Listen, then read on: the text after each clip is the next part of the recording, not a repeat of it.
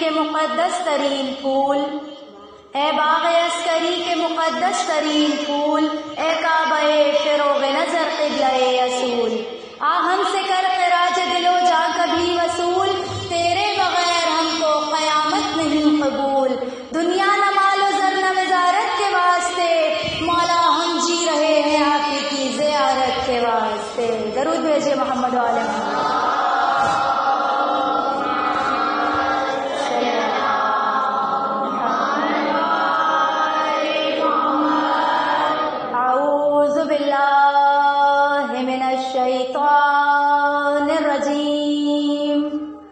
بسم اللہ الرحمن الرحیم، الحمد للہ رب العالمین والعاقبۃ للمتقین، الصلاۃ والسلام علی اشرف الانبیاء والمرسلین، سیدنا ونبینا وشفیع ذنوبنا وحبیب قلوبنا وطبیب نفوسنا ومولانا ابی القاسم محمد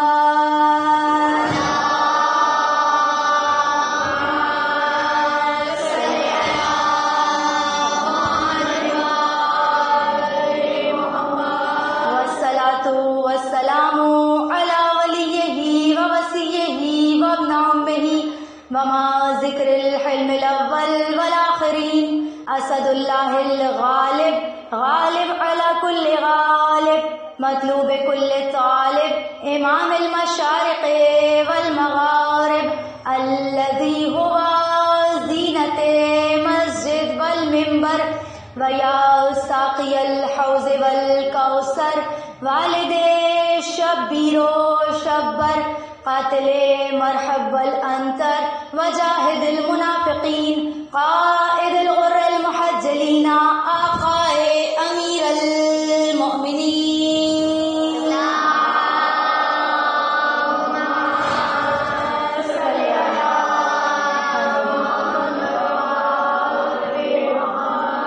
وأولادہ الطیبین الطاہرین المعصومین، رب اشرح لی صدری ویسر لی امری واحلل عقدۃ من لسانی یفقهوا قولی، اما بعد فقد قال اللہ وتبارک فی محکم کتابہ ونطقہ الخطاب، بسم اللہ الرحمن الرحیم، قل ان درود بھیجو محمد والا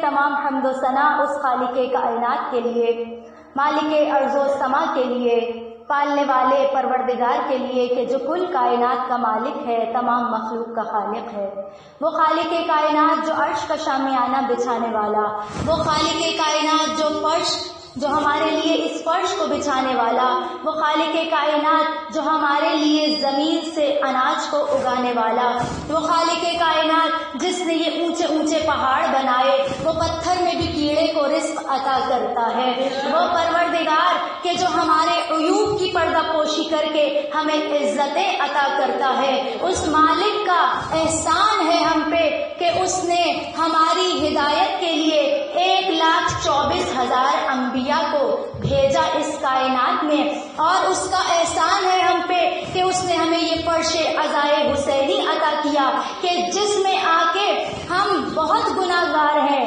لیکن اس فرش عزائے حسینی پہ آ کے انسان صرف فرش پہ نہیں ہوتا بلکہ معراج پہ ہوتا ہے، عرش کی بلندیوں پر ہوتا ہے۔ کیونکہ اس فرش عزا پہ تذکرہ ہی ایسا ہوتا ہے کہ یہ تذکرہ ہو، یہ ذکر ہو، اور وہ عرش والے زمین پر نہ آ جائیں، یہ فرش ہی عرش بن جاتا ہے کہ یہ ذکر سن کے آسمان سے فرشتے اس فرش عزا پہ آ جاتے ہیں۔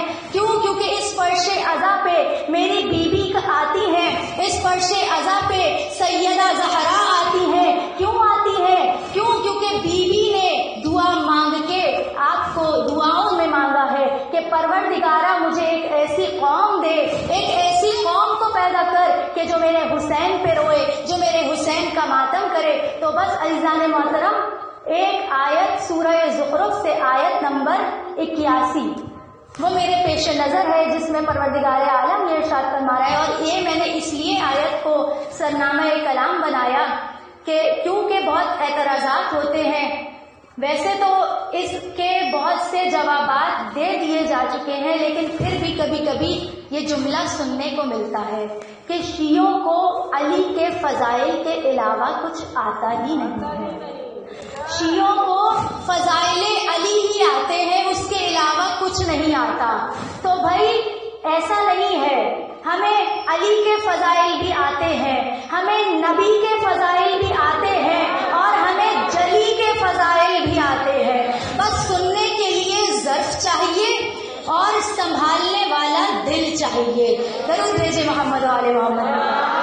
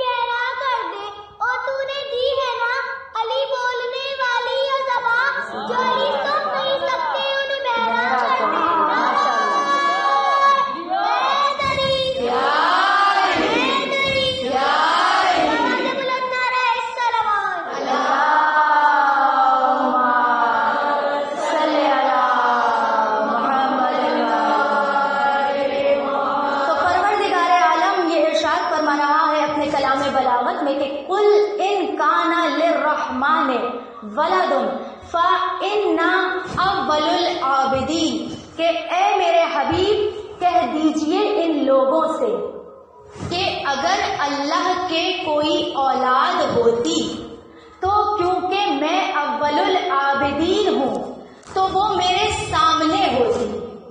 ایک ترجمہ یہ ہے اس کا، اور دوسرا ترجمہ اس کا یہ ہے کہ اے حبیب کہہ دیجئے ان لوگوں سے کہ اگر اللہ کے ہاں کوئی اولاد ہوتی تو وہ مجھ محمد کے سامنے ہوتی. اور دوسرا ترجمہ یہ کہ کیونکہ میں اول العابدین ہوں تو میں اس کی عبادت کرنے والا پہلا ہوتا.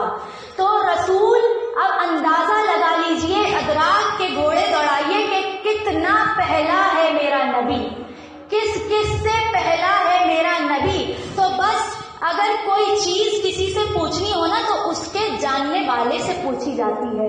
اب اگر گندم کے بارے میں پوچھنا ہے تو کاشتکار سے پوچھا جائے گا، اور اگر سونے کا پوچھنا ہے تو سونار سے پوچھا جائے گا، لوہے کا پوچھنا ہے تو لوہار سے پوچھا جائے گا. تو بھائی اب اگر فضائل پوچھنے ہیں تو یا شیعوں سے پوچھو یا محبت کرنے والوں سے پوچھو جو رسول اللہ کے چاہنے والے ہیں، جو جشن عید میلاد النبی منانے والے ہیں. پوچھو آ کے فضائل رسول، شیعوں سے پوچھو، جا کے دشمنوں سے نہیں پوچھنے ہیں فضائل علی. تو بس اگر علی پوچھنا ہے تو محمد سے پوچھو، محمد پوچھنا ہے تو علی سے پوچھو.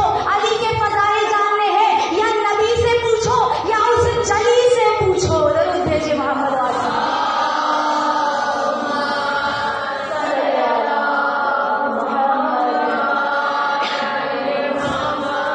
اب ہمارا یہ عقیدہ نہیں ہے نعوذ باللہ کہ اللہ کے یہاں کوئی اولاد ہے. اللہ قرآن میں کہہ رہا ہے کہ اگر میرے یہاں کوئی اولاد ہوتی تو اے حبیب کہہ دیجئے ان سے کہ آپ عبادت کرنے والے ان میں پہلے ہوتے. تو مطلب یہ کہ رسول خلقت محمدی کب سے ہے، رسول کب سے ہے، کتنے اول ہیں ہمارے رسول. تو ارادے ہیں تو نبی کی حقیقت محمدیہ بزبان علی مرتضیٰ سنانے جا رہی ہوں. ارادے آمادہ ہے، دل تیار ہے کہ علی کی زبانی آج محمد سنتے ہیں. درود بھیجیے محمد والے محمد کی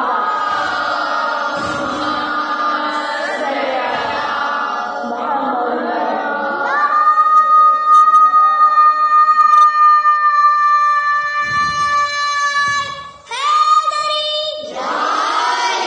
من کی جاگیر پہ ہی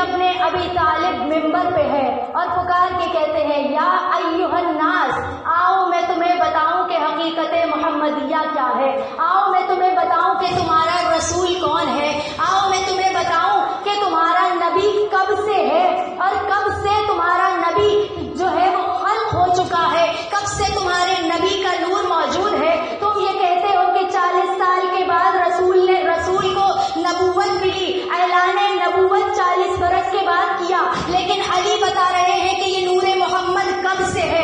علی نے بتایا کہ جب وہ خدا تھا اور اس کے علاوہ کوئی نہ تھا، اس وقت سے نور محمد ہے، اور کیا کیا نہ تھا کہ جب سے نور محمد ہے۔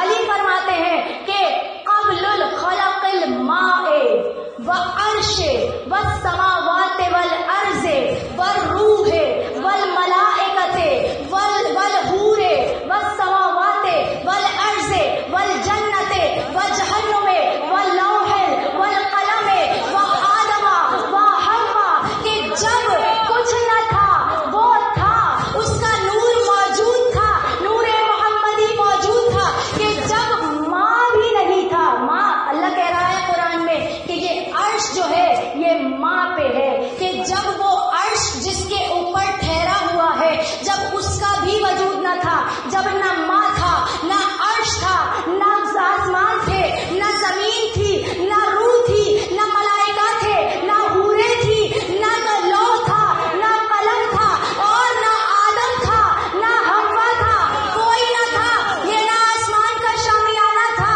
نہ ستاروں کی چمک تھی، نہ پھولوں میں مہک تھی، نہ کلیوں کی چٹک تھی، نہ آسمان تھا، نہ زمین تھا، کچھ نہ تھا، بس نور محمد مصطفیٰ تھا، اور وہ نور محمد مصطفیٰ، علی نے بتایا کہ وہ نور محمد مصطفیٰ 24,000 برس تک اللہ کے سامنے سر کو جھکا کے کھڑا رہا۔ اور پھر لوگوں نے پوچھا کہ یا علی صرف کھڑا رہا، کیا کر رہا تھا نور محمد اللہ کے سامنے؟ کہا یسبح و یحمدہ، کہ وہ اللہ کی تسبیح بھی کر رہا تھا اور اللہ کی حمد و ثنا بھی کر رہا تھا۔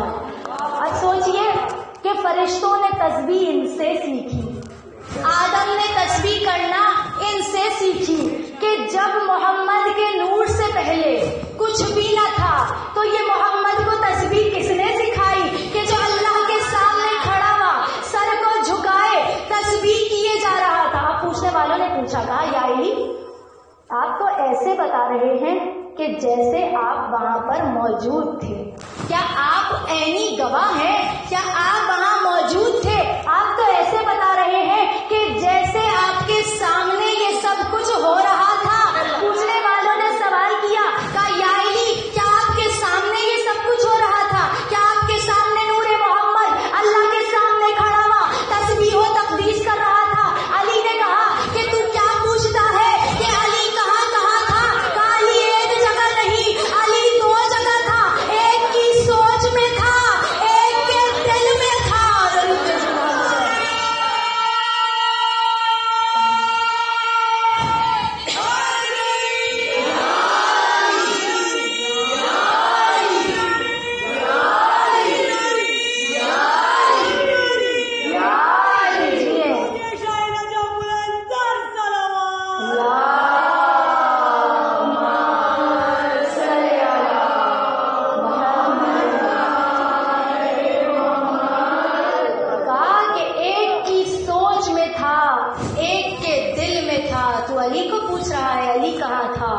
کہا کہ اچھا اس کے بعد کیا صرف رسول ہی اللہ کی تسبیح کر رہے تھے یا وہ خالق بھی کچھ کہہ رہا تھا؟ کہا کیا وہ بھی کچھ کہہ رہا تھا؟ کہا کہ ہاں، اللہ کے سامنے اللہ کا نبی، اللہ کا محبوب کھڑا ہوا تو اللہ کی تسبیح پڑھ رہا تھا، اس کی حمد و ثنا بیان کر رہا تھا، اور اللہ یہ کہہ رہا تھا اے میرے بندے انت مریدو و انت المرادو، اے میرے بندے تو مرید بھی ہے، تو مراد بھی ہے۔ تو مرید اسے کہتے ہیں کہ جو کچھ طلب کرنے والا ہو وہ مرید ہوتا ہے، اور جس کو کچھ مل جائے وہ مراد، جس کی مراد پوری ہو جائے۔ تو اللہ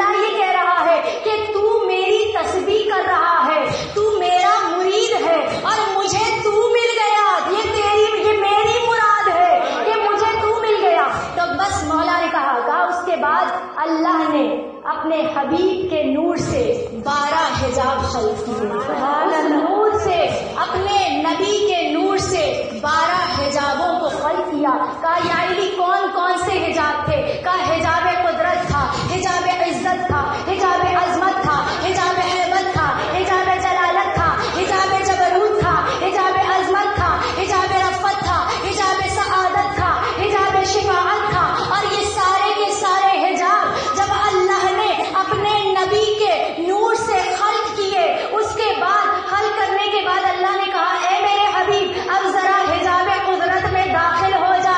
اے میرے حبیب قدم بڑھا، حجاب قدرت میں داخل ہو. اور پھر میرا نبی حجاب قدرت میں داخل ہوا. 12,000 برس تک حجاب قدرت میں رہے اور 12,000 برس تک حجاب قدرت میں تسبیح کرتے رہے. سبحان ربی العلی الاعلی کہ میں تسبیح کرتا ہوں اس کی.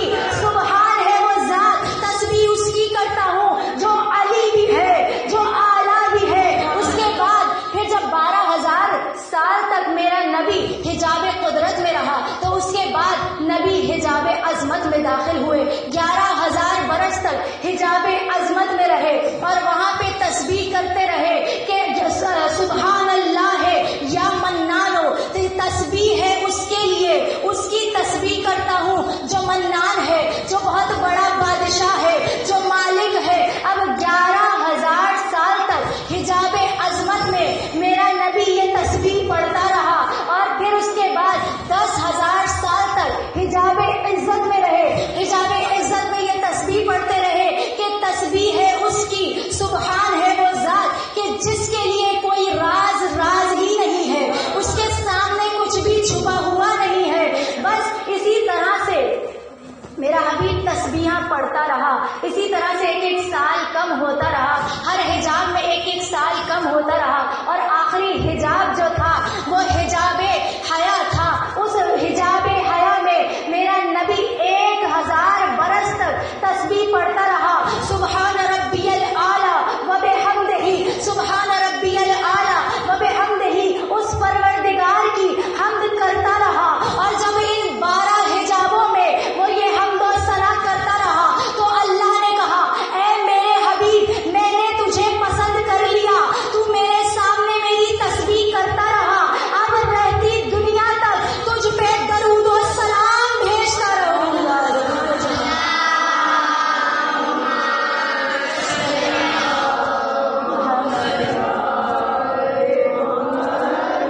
اب جب اللہ نے نبی کے نور سے 12 حجاب خلق کیے اور وہ تمام حجابوں میں رسول خدا اللہ کی تسبیح کرتے رہے، تسبیح پڑھتے رہے. اس کے بعد اللہ نے اس نور سے 20 سمندر بنائے. اس نبی کے نور سے 20 سمندر بنائے اور 20 کے 20 سمندروں میں اس علم کو ڈالا، وہ علوم ڈالے کہ جو اللہ کے علاوہ اور کوئی نہیں جانتا تھا، یا یہ ہستیاں جانتی تھی یا وہ خدا جانتا تھا. اس علم کے سمندر میں اللہ نے اپنے حبیب سے کہا اے میرے حبیب اب تو ایک ایک کر کے تمام سمندروں میں غوطہ کھاتا رہے. سب سے پہلے دریائے عزت میں داخل ہو جا، دریائے عزت کے بعد دریائے عظمت میں داخل ہو، پھر بحر وفا میں داخل ہو، بحر علم میں داخل ہو، بحر حلم میں داخل ہو، بحر حیبت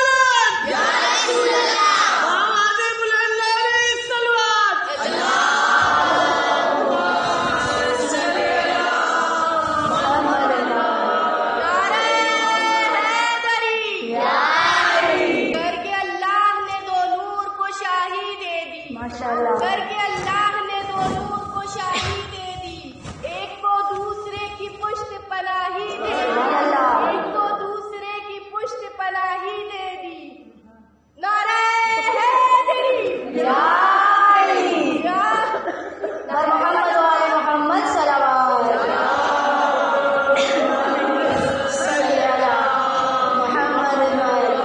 माशाअल्लाह से फज़ाइले मोहम्मद मुस्तफ़ा सुन के जज्बात काबू में नहीं रहे।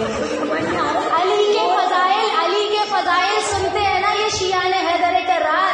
आज मोहम्मद मुस्तफ़ा के फज़ाइल बज़बाने अली हैदर कर्रार सुन के जज्बात काबू में नहीं है, बस दिल से निकलते जा रहे हैं सुभान अल्लाह के जुमले।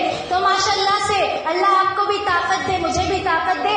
ये जो खुतबा नहजुल बलागा में मौलाए कायनात ने इरशाद फरमाया, ये बहुत तवील खुतबा है। बस चंद जुमले इस खुतबे की अपनी ताकत के मुताबिक, अपनी इस्ताअत के मुताबिक आपके सामने पेश करना चाहूंगी कि जब अल्लाह के सामने ये इस तरह से तस्बीह पढ़ता रहा मेरा रसूल, और फिर अल्लाह ने ये कहा कि तू इस तरह से समंदरों में होता था, वो इल्म के समंदर में रसूल इल्म के समंदर से जब निकले तो 1,24,000 नबी खल्क कर दिए परवरदिगारे आलम ने। क्या थे वो? मेरे नबी के जुल्फों से गिरने वाले कतरे। तो मैं कहूंगी कि मेरे नबी की जुल्फों से गिरने वाले कतरों की खैरात से, इस खैरात से ये नबूवत खल्क में आई है। तो वो अली क्या होगा जो नफ्से रसूल होगा। हमसे पूछते हैं कि आप तो अली को नबी से बढ़ा देते हैं। भाई हम नहीं बढ़ाते, हम सिर्फ इतना कहते हैं कि नबी सबसे अफजल, हाँ अली वो है जो बाकी तमाम नबियों से अफजल। वो आपके सामने है, वो साबित हो रहा है कि जब रसूल के जुल्फों से गिरने वाले जो कतरे टपके, वो अल्लाह ने उस एक एक कतरे से एक एक नबी को खल्क कर दिया।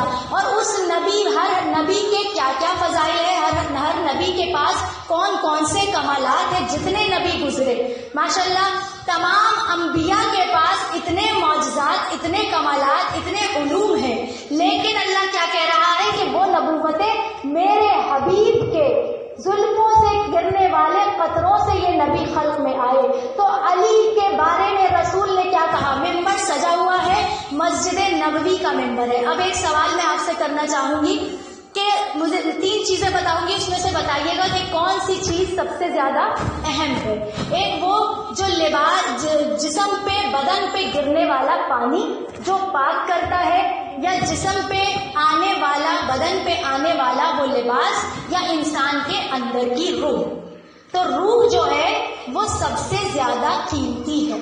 रूह है तो ये जिस्म है, अगर रूह ना हो तो ये जिस्म नहीं है, बिल्कुल एक मुर्दा जिस्म है। और रसूल खुदा कूफे मस्जिद नबवी के मिंबर पे बैठ के क्या इरशाद फरमा रहे हैं? कहा, ए लोगों, आओ मैं तुम्हें अपने भाई अली के बारे में बताऊं, आओ मैं तुम्हें बताता हूं कि अली क्या है। कहा, अली वो है कि जो मेरी पसलियों में रहने वाली रूह है।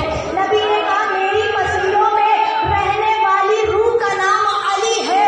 तो जो जुल्फों से गिरने वाले कतरे होंगे वो ज्यादा अफजल होंगे, या जो नबी के अंदर की रूह होगी वो ज्यादा अफजल होगी?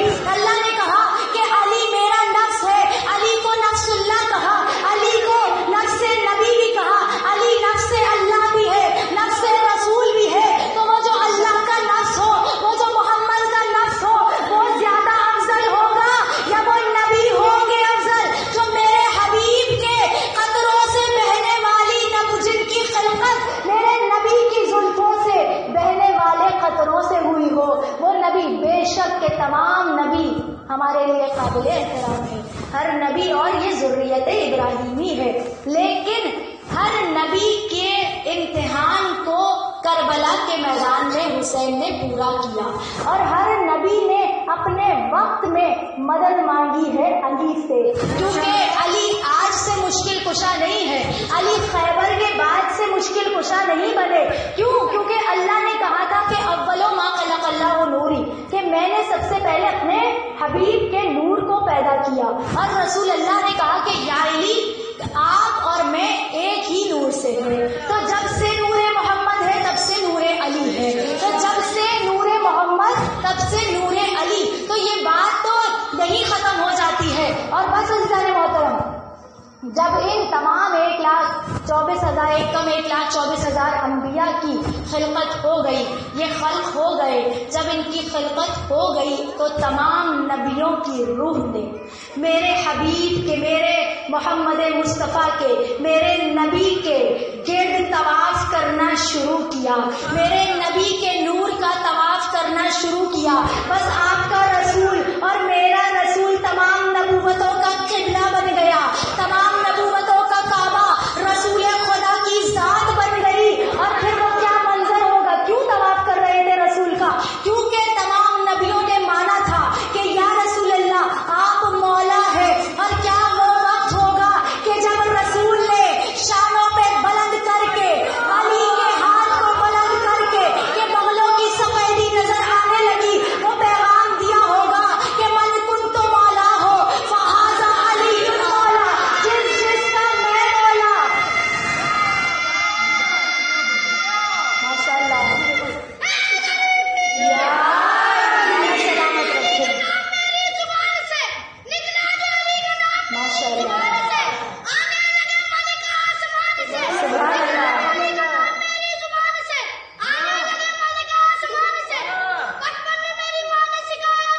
واہ، ماشاء اللہ، سبحان اللہ، سبحان اللہ، ماشاء اللہ۔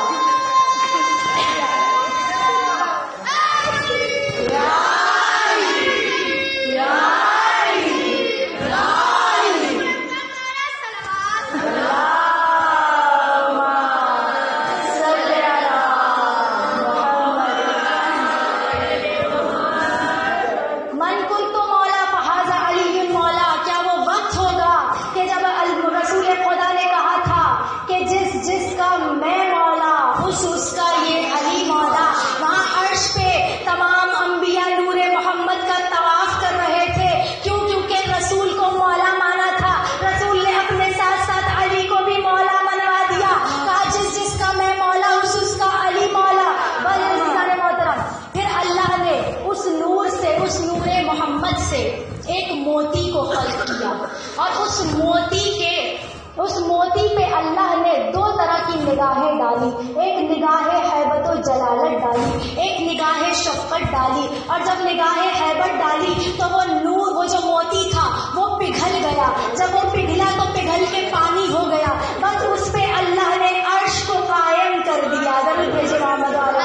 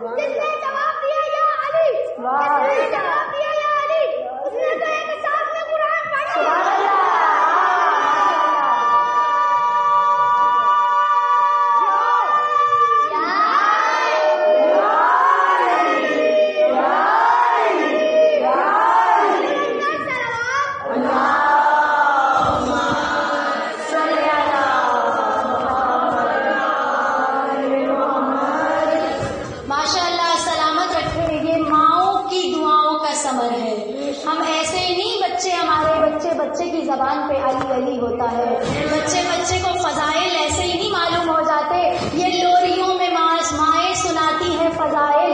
یہ ہماری مجلسیں جو ہوتی ہیں، جو بد نصیب ہیں وہ لوگ جو ان مجلسوں میں نہیں آیا کرتے، یہ مجلسیں ہیں ہی درس گاہ۔ کوئی ہمارے یہ چھوٹے چھوٹے بچے کتابیں پڑھتے ہیں، کیا یہ کتابیں پڑھ کے اتنا علم حاصل کرتے ہیں؟ نہیں، یہ اس فرش کا کمال ہے، اس فرش پہ آتے ہیں اور یہاں سے یہ فضائل سنتے ہیں، اور یہیں سے دل میں ان کے محبت پیدا ہوتی ہے۔ یہ محبتیں ایسے ہی نہیں آ جایا کرتی ہیں، آ کے بیٹھنا پڑتا ہے در علی پہ، آ کے بیٹھنا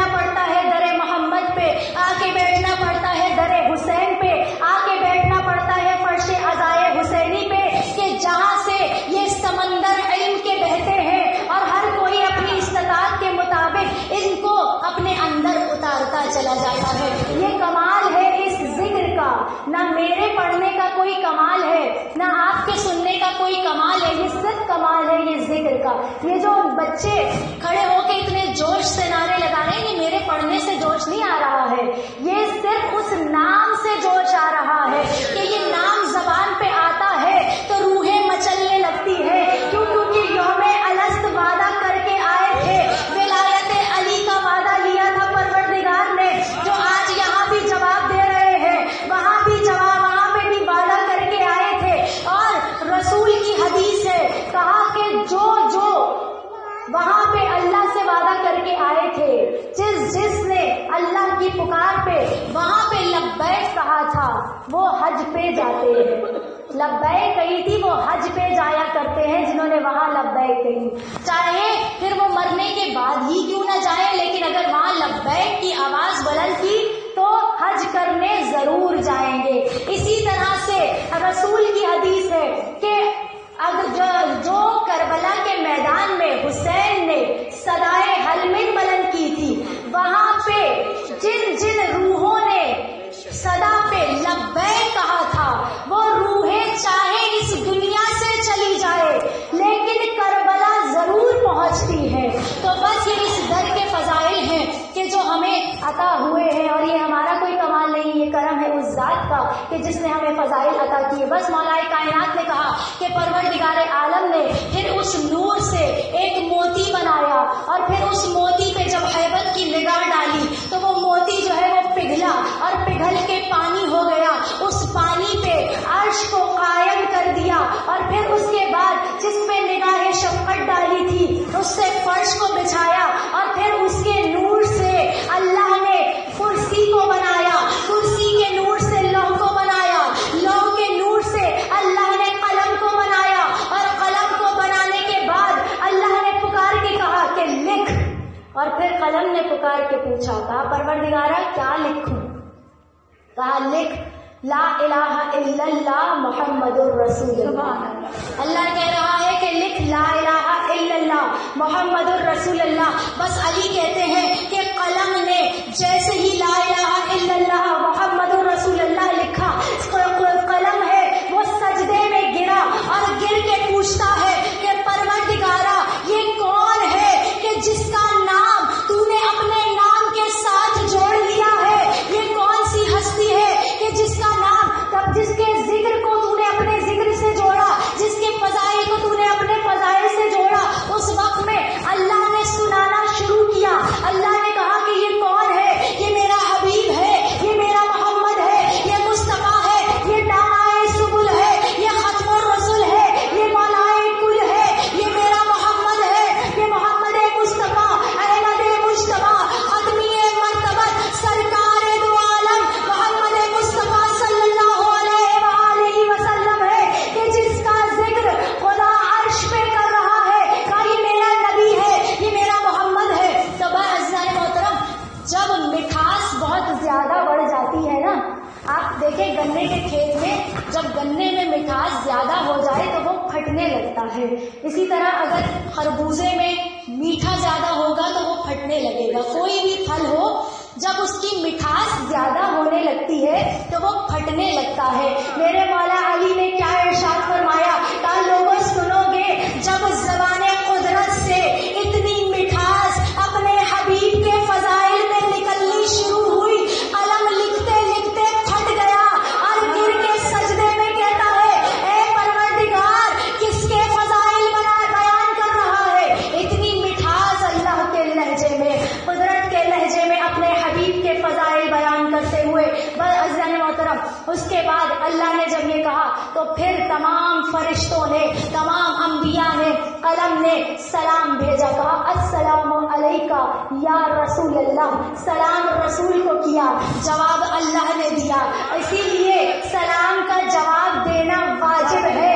اللہ نے سلام کا جواب دیا. کہا علیکہ السلام، میری رحمتیں، میری برکتیں تجھ پر ہوں، رہتی دنیا تک، قیامت تک میری رحمتیں اور برکتیں تم پر نازل ہوں. ایک مرتبہ جناب رسول خدا نے پوچھا، کہا پروردگارا اتنی بھی کیا جلدی تھی؟ سلام مجھے آیا تھا، جواب تو نے دے دیا. کہا اے میرے حبیب یہ قرضہ رہا، یہ تیرے پہ قرض ہے کہ سلام تجھے آیا تھا، جواب میں نے دیا، اب یہ تیرے پہ قرضہ ہے، تو قرضہ اتارے گا. کہا پروردگار کیسے اتاروں گا؟ کہا اپنے بھائی علی سے کہیو لوگ مدد کو مجھے پکاریں گے، مدد کے لیے علی جائے گا، قیامت تک اللہ سے مدد مانگیں گے، وسیلہ علی بنے گا، علی مدد کرے گا. بس علی کو مددگار اس وقت اللہ نے بنایا. کہا علی اس قرضے کو اتارے گا. وہ علی جو تیرا بھائی ہے کہ اگر اے میرے حبیب میں تجھے نہ خلق کرتا تو میں آسمانوں کو نہ بناتا. تو اس وقت رسول خدا نے کہا تھا کہ پروردگارہ آسمان اور زمینوں کا کیا؟ فکر نہ کر، پریشان نہ ہو، زمینیں تیرے بھائی علی کے نام کی ایسے ہی نہیں. ابو تراب لقب مل گیا تھا میرے مولا کو، ابو تراب لقب ملا. علی جو ہے وہ زمینوں کے مالک، رسول آسمانوں کے مالک. بس اللہ نے کہہ دیا، کہا اے رسول بس جہاں جہاں کئی مشکل ہو علی کو پکارتے رہنا.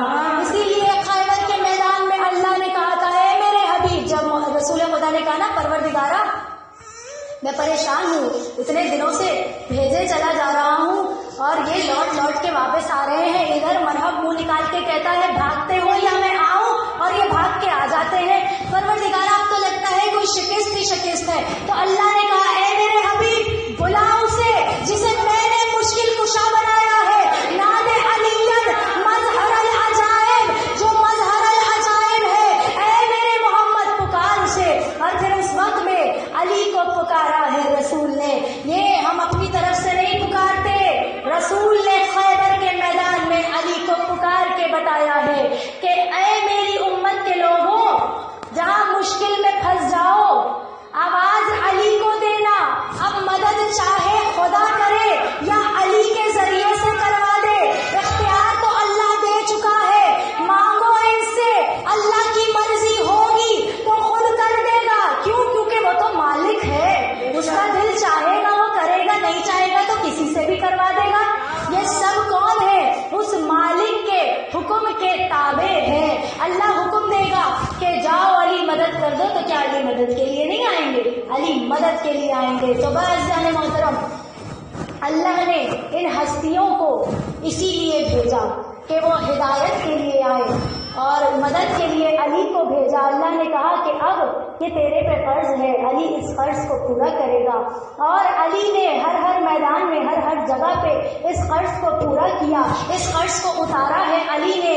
جہاں رسول کو مدد کی ضرورت پڑی ہے علی اس میدان میں آئے ہیں، علی نے آ کے رسول کی مدد کی، رسول کا ساتھ دیا. تو بس عزیزان محترم، آج کی مجلس چونکہ امام حسن مجتبیٰ کے نام سے منسوب ہے، درود بھیجو.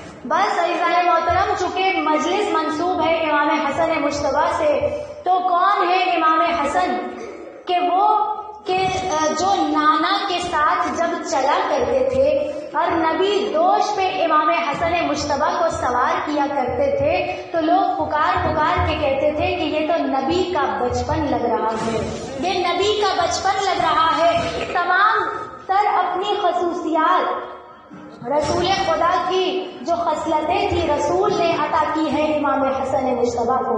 بڑی محبت تھی اپنے نواسوں سے رسول خدا کو، امام حسن سے بھی اور امام حسین سے بھی. اور امام حسن کی طبیعت میں سلوک تھی، اور کیوں نہ ہوتی، کیونکہ امام حسن حسن جانتے تھے جنگ کرنا چاہتے تو کر سکتے تھے، لیکن جانتے تھے کہ لوگ صرف زبان سے میرے مولا کے ساتھ ہیں، دل سے مولا کے ساتھ نہیں۔ کچھ شرائط صلح کی جو امام نے لکھوائی تھی حاکم شام سے، جو صلح نامہ طے ہوا تھا، میرے مولا نے کہا تھا کہ یہ صلح نامے میں جو شرائط ہوں گی، امیر شام سے یہ کہا کہ اس میں جو پہلی شرط ہے وہ یہ ہے کہ تم جو حکومت کرو گے وہ اللہ کے دین اور میرے نانا رسول کی رسالت و نبوت اور شریعت کے مطابق ہوگی۔ اس کے بعد میرے مولا نے جو دوسری شرط رکھی وہ یہ رکھی کہ تم اپنے بعد کسی کو حاکم نہیں بنا سکتے، تمہیں حق حاصل نہیں ہوگا کہ تم کسی کو اپنے بعد حاکم بناؤ۔ اس کے بعد میرے مولا نے کہا کہ جتنے شیعان حیدر کرار ہیں ان کے جان و مال کا تحفظ ہونا چاہیے، تمام شیعان حیدر کرار جو جہاں جہاں بھی ہیں ان کے جان و مال حفاظت میں رہے۔ اور چوتھی جو شرط میرے مولا نے رکھی وہ یہ کہ ممبر سے میرے بابا علی پہ جو سب و شتم ہوتا ہے وہ نہیں ہونا چاہیے۔ لیکن افسوس کہ امیر شام نے، حاکم شام نے ایک شرط پہ بھی امام حسن کی کوئی ایک شرط کو نہیں مانا، کسی ایک شرط پہ عمل نہیں کیا۔ تمام صلح نامے کی شرطیں تو لکھوا لی لیکن حاکم شام نے شرائط کو قبول نہیں کیا۔ تو اب مجھے بتائیے کہ امام حسن کون ہے؟ امام حسن نواسۂ رسول ہے، اور ان کے مقابلے پہ کون آ رہا ہے؟ حاکم شام، امیر شام، وہ امام حسن کے مقابلے پہ آ رہا ہے۔ آج جو لوگ نکل رہے ہیں، ریلیاں نکال رہے ہیں، امیر شام کے نام کی سبیلیں لگا رہے ہیں، تو آپ خود سوچ لیجئے کہ آپ کہاں پہ کھڑے ہیں۔ آپ اس کے ساتھ کھڑے ہیں جو آپ کے نبی کے نواسے کے مقابلے پہ آیا تھا، جو آپ کے نبی کے نواسے کا دشمن تھا۔ تو بس عزیزان محترم، 28 صفر وفات کا دن ہے ہمارے رسول خدا کی، رسول خدا کی وفات کا بھی دن ہے۔ ہم صرف امام حسن کی شہادت ہی نہیں مناتے بلکہ ساتھ ساتھ جو ہے رحلت رسول خدا کو بھی مناتے ہیں۔ اور جس وقت میں میرے رسول کا آخری وقت قریب آیا ہے نا عزیزان محترم، تو جناب امام حسن اور امام حسین جا کے نانا کے سینے سے لگ گئے۔ بی بی فاطمہ الزہرا جان چکی تھی کہ میرے بابا کا وقت آخر ہے۔ ایک مرتبہ بی بی نے گھبرا کے امام حسن اور حسین سے کہا بچوں نانا کی طبیعت ٹھیک نہیں ہے، ذرا نانا سے دور ہو جاؤ۔ پکار کے جناب رسول خدا نے کہا بیٹی فاطمہ ان کو مجھ سے جدا نہ کرو۔ ہاں جب حسین و حسن میرے سینے سے لگتے ہیں نا تو میرے سینے کو ٹھنڈک ملتی ہے، میرے سینے کو ٹھنڈک ملتی ہے، میرے سینے کو سکون ملتا ہے۔ بس عزیزان محترم، آج پرسہ دینا ہے بی بی فاطمہ الزہرا کو۔ کیسی بی بی ہے، یکم محرم سے آج تک صرف پرسہ لیتی آ رہی ہے۔ کبھی علی اکبر کا پرسہ، کبھی عباس کا پرسہ، کبھی اصغر کا پرسہ، کبھی اون محمد کا پرسہ، کبھی اپنے حسین کا پرسہ، تمام پرسے لیتی آ رہی ہے بی بی۔ امام سید سجاد کا پرسہ، جناب زینب کا پرسہ، سکینہ کا پرسہ، اور آج وہ بی بی اپنے بابا کا اور اپنے بڑے بیٹے کا پرسہ لینے کے لیے آئی ہے۔ عزیزان محترم، بڑا ہی مشکل وقت ہے اس خاندان پہ۔ رسول کے امت نے کس طرح سے اجر رسالت ادا کیا۔ رسول نے قلم مانگا، مسلمانوں نے قلم نہ دیا۔ رسول نے قلم مانگا، مسلمانوں نے قلم نہ دیا۔ دربار میں بی بی فاطمہ الزہرا نے اپنا حق مانگا لیکن کسی نے بی بی کو حق نہ دیا۔ اب حسین نے کربلا کے میدان میں علی اصغر کے لیے پانی مانگا لیکن امت نے پانی نہ دیا۔ اور کربلا سے کوفہ، کوفہ سے شام، زینب نے چادر مانگی۔ تمام مسلمان تھے، شہر نے چادر لے لی تھی تو کیا تھا، باقی تو کتنی مسلمان بستیوں سے گزری ہے میری بیوی۔ زینب نے چادر مانگی، مسلمانوں نے چادر نہ دی۔ ایک چادر کا سوال کرتی ہوئی چلی ہے میری بیوی لیکن کسی نے چادر نہ دی۔ بس شام غریبہ میں عزیزان محترم، عزاداران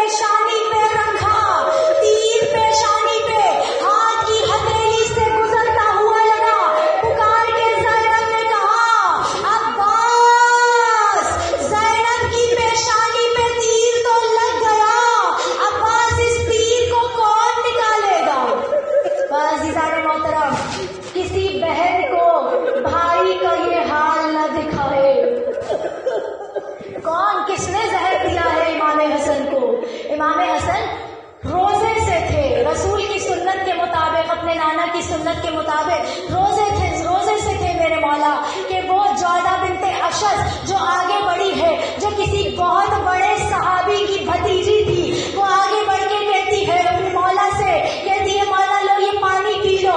इससे पहले भी कई दफा मेरे मौला को जहर देने की कोशिश की जा चुकी है। मौला ने उस पानी को पिया, पी के एक उल्टे आई है मेरे मौला को, जिगर जो है वो टुकड़े टुकड़े हो के जब जमीन पे गिरने लगा, हसन ने पुकार के ज़ैनब को आवाज दी, कहा ज़ैनब तेरे भाई को जहर मिल गया। हसन का कलेजा टुकड़े टुकड़े हो गया। ज़ैनब का क्या नसीब है, एक भाई का गला सर जो है वो कटते हुए देखे, एक भाई का सर तन से जुदा होते हुए देखे, एक भाई के जिगर के टुकड़े निकलते हुए देखे। ज़ैनब तश्त लेकर बढ़ी है आगे। एक मर्तबा जब आगे आई है, तश्त में हसन के जिगर के टुकड़े 70 टुकड़े निकले हैं। ज़ैनब ने मातम करना शुरू किया, हुसैन को आवाज दी, कहा हुसैन तेरे भाई को जहर मिल गया। हुसैन आए, कहा वो जाम कहाँ है, वो पानी का गिलास कहाँ है। मेरे मौला को वो पानी का गिलास दिया। मौला ने वो पानी जब जमीन पर फेंका, जमीन से बुलबुले फूटने लगे। ऐसा जहर दिया है जाला बिनते अशस ने मेरे मौला को कि मौला का जिगर टुकड़े टुकड़े हो गया। बस अज़ादाराने मज़लूम करबला जनाजा तैयार हुआ, इमाम हसन का जनाजा तैयार हुआ। हुसैन को वसीयत की थी जनाब हसन ने, इमाम हसन वसीयत करके गए थे, कहा कि भैया हुसैन मेरा जो लाशा है, मेरा जनाजा जो है वो मेरे नाना रसूल खुदा के पहलू पे दफना देना। हाँ लेकिन अगर उम्मत मज़ाहमत करे तो लड़ाई न करना। मैंने सुनो इसीलिए की थी कि मदीने में करबो बला ना बपा हो जाए, बस तुम रुक जाना और माँ के पहलू में मुझे दफना देना। जो है जनाजा तैयार हुआ, जनाजा इस शान से उठाया गया, कहीं से अब्बास ने सहारा दिया, अब्बास ने कांधा दिया, हुसैन ने कांधा दिया, तमाम के तमाम भाइयों ने इमाम हसन के जनाजे को कांधा दिया। जैसे ही इमाम हसन का जनाजा चला, रोज़ा रसूल के करीब पहुंचा, एक खातून की सदारत में, एक खातून की क़यादत में मरवान का लश्कर तैयार था। कितने तीर कमान जनाजे की जानिब तैयार थे कि हसन को नाना के पहलू में दफन नहीं होने देंगे। इमाम हसन ने कहा रुक जाओ। इतने में अब्बास को जलाल आया, अब्बास आगे बढ़े, बढ़ के कहते हैं है किसी में जुर्रत जो मेरे भाई का जनाजा मेरे नाना रसूल खुदा के पहलू में दफन न होने दे, है किसी में जुर्रत। बस अब्बास का ये कहना था, वो जितने तीर के तान के खड़े थे, कमानों से तीर निकले, तीर हसन के जनाजे पर पहुंचे। अब्बास जलाल के आलम में घर वापस आए। अभी जनाजा वापस नहीं आया, अब्बास घर वापस आए। ज़ैनब ने अब्बास की जानिब देखा, अब्बास के चेहरे पे जलाल था, आंखों में खून उतरा हुआ था, आंखों में लहू है। अब्बास को जलाल है हैबत और जलालत अब्बास पे। अब ज़ैनब ने देखा, अब्बास ने दीवार पे टंगी हुई तलवार को उतारा। ज़ैनब आगे बढ़ी, ज़ैनब ने रास्ता रोक लिया, रास्ता रोक के कहा अब्बास मैंने जनाजा दे के भेजा था, तू तलवार लेने क्यों आया है। कहा बीबी आपके भाई हसन का जनाजा नाना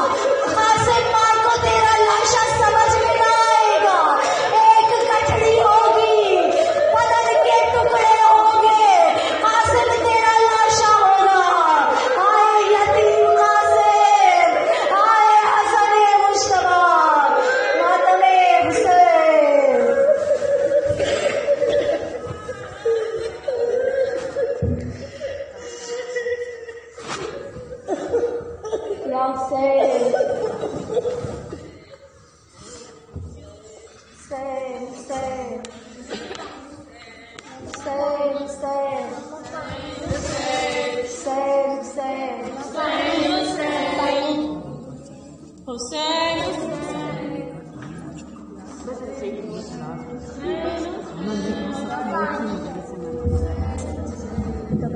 نہیں بس کوئی مسئلہ کب کوئی نہیں